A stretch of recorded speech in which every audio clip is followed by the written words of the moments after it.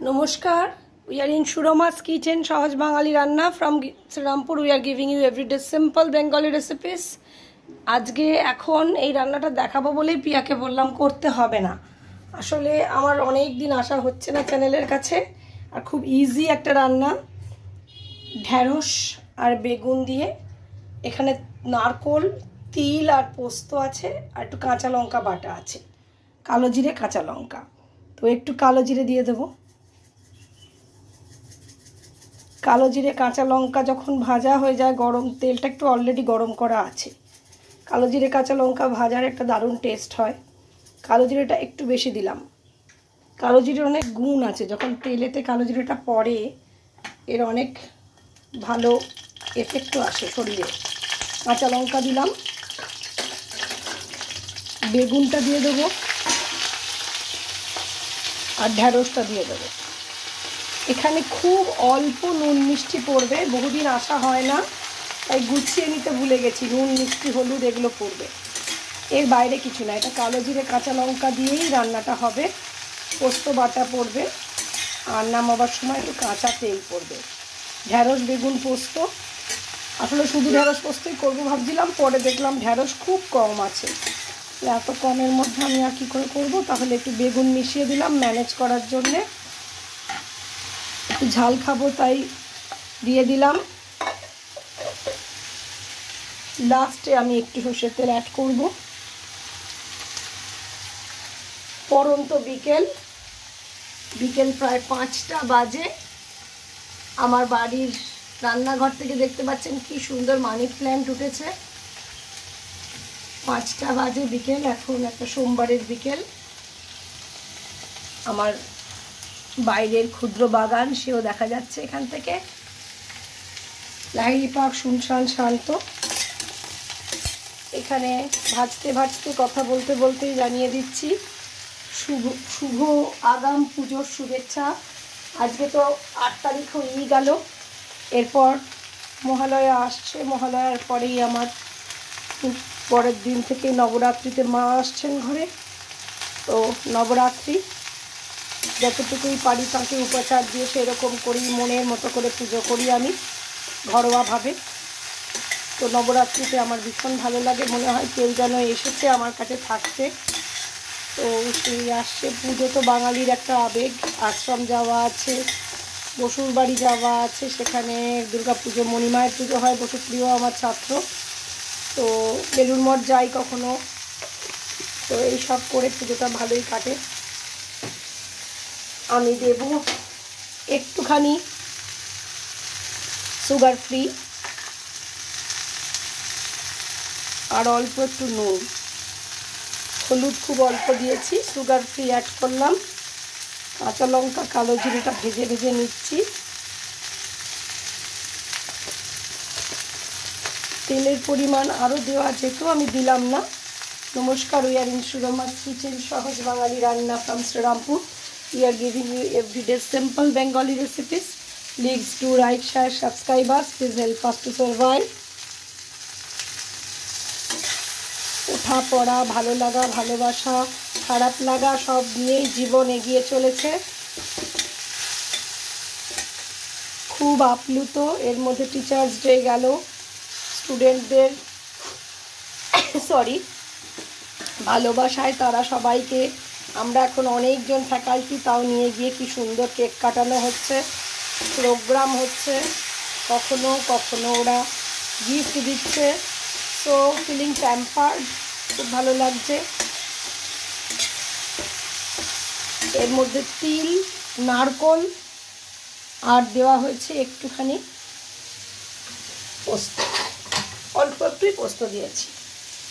নারকোল আর তিলটাই বেশি দিয়েছি, যেহেতু কাঁচা লঙ্কা বাটা আছে সেহেতু একটা ভালো ফ্লেভার আসবে। প্রায় 1-1.5 মাস আসা হচ্ছে না রান্নার কাছে, সুরমা's কিচেনের কাছে। সেটা খারাপ লাগা ছিলই, কাজের ফাঁকে পেরে উঠিনি। আজকে মনে হলো ঠিক আছে, পিয়ার বদলে আমি রান্না করলেই এটা দেখানো যেতে পারে। যারা বিগিনার তাদের জন্যই তো দেখাই। এই রান্না তো সবাই মোটামুটি জানেন, কিন্তু যারা একদম শুরু করছো তারা এটা করতে পারো তিল, হার্টের জন্য ভীষণ ভালো সাদা তিল।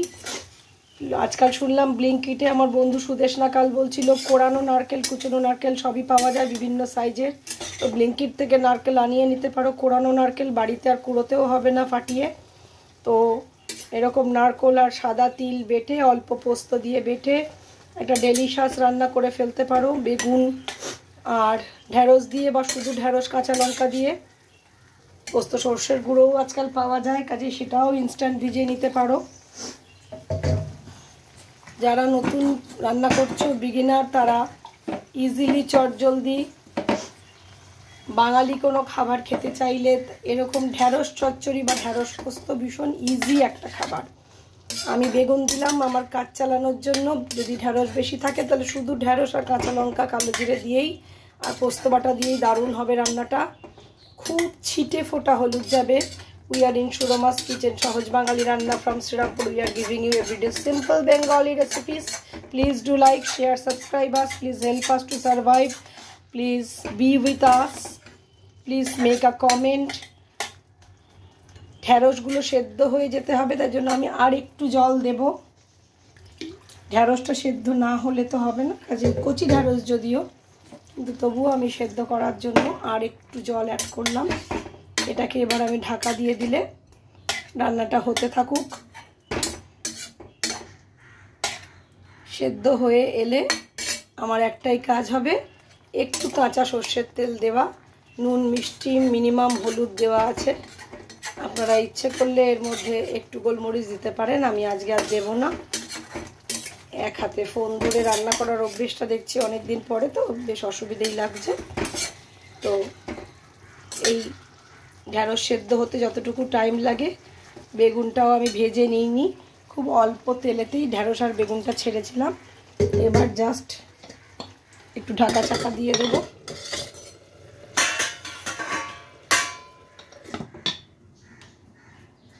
ঢ্যাঁড়স পোস্তটা রান্না হয়ে গেলে, কালকে নিরামিষ করা আছে পটলের ডালনা আর বোধহয় শুক্তো, তো এটা একটা রান্না হয়ে গেলে মোটামুটি কালকের দিন পার হয়ে যাওয়া হবে। কালকে আমার ইউনিভার্সিটিতে বৃহত্তর টিচার্স ডে পালনটা হবে, সব সেম থেকে সবাই মিলে একটা আয়োজন করা হয়েছে। সেটার জন্য আমাদের আবার দুপুরে খাবার নেমন্তন্ন রয়েছে, ভেজ প্রেফারেন্স দিয়ে দিয়েছি অলরেডি ওদেরকে। তো সবাই মিলে একটু আনন্দ, একসাথে একটুখানি নিজেকে একটা স্পেশাল গোষ্ঠীতে দেখতে পেয়ে ভালো লাগে। I am enjoying every bit of my life as a teacher. খুব ভালো লাগে।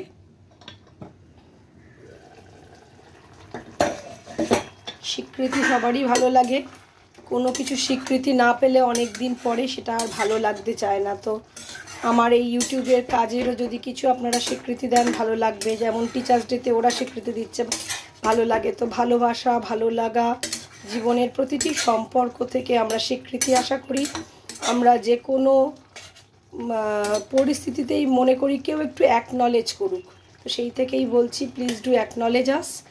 যদি ভালো লাগে রান্নাটা, শুধু পোস্তর বদলে আমার এই বুদ্ধিতে হার্টও বাঁচবে, স্কিনও বাঁচবে, আর শরীরও ঠান্ডা থাকবে। তিল আর নারকোল শরীরটাকে, মাথাটাকেও ঠান্ডা রাখবে, স্কিন চুলের জন্য খুব ভালো, হার্ট চোখের জন্য ভালো। আর পোস্ত তো কোলেস্টেরল কমায়, পোস্ত পেট ঠান্ডা রাখে, পোস্তর অনেক গুণ আছে। তো যেহেতু পোস্তটাকে একসাথে দেওয়া গেল না পুরোটা, সেহেতু আমি এটা মিলিয়ে মিশিয়ে করার চেষ্টা করলাম। এইটা যতক্ষণে ফুটে উঠবে, ফুটে উঠলেই আমার রান্নাটা শেষ। কেননা ঢ্যাঁড়স কুটতে খুব সোজা, আগে ধুয়ে নিয়ে ভালো করে জলে ধুয়ে নিয়ে দু পাশটা কেটে দিলেই ঢ্যাঁড়সটা খোটা হয়ে যায়। ঢ্যাঁড়স বেগুনের মতো কুটতে সহজ কিছু নেই পৃথিবীতে, কোনো খোসা ছাড়ানো নেই, কিছু নেই। তো ইজিয়েস্ট রান্না, মিক্সিতে যদি বেটে নেওয়া যায় সব কিছু, তাহলে আমাকে পিয়া বেটে রেখে দিয়ে গেছে। তো আমার জাস্ট 10 মিনিটই লাগছে হয়তো রান্নাটা করতে। তো please do like, share, subscribe us, please help us to survive, please make a comment so that I feel delighted. Acknowledgement is the process through which we are feeling secured, we are feeling that somebody is watching, somebody is seeing my performance, তো খুব ভালো লাগবে যদি মনে করে বলেন কেমন লাগছে। রান্না শেষ, একটু গা মাখা ব্যাপারটা হবে। পুজোর আগের রোববারগুলোতে অনেক বাড়ির কাজ থাকে, সারাদিন আমরা সেসব কাজ করে বেরিয়েছি। তো বিকেলবেলায় তবু ভাবলাম যে যাই।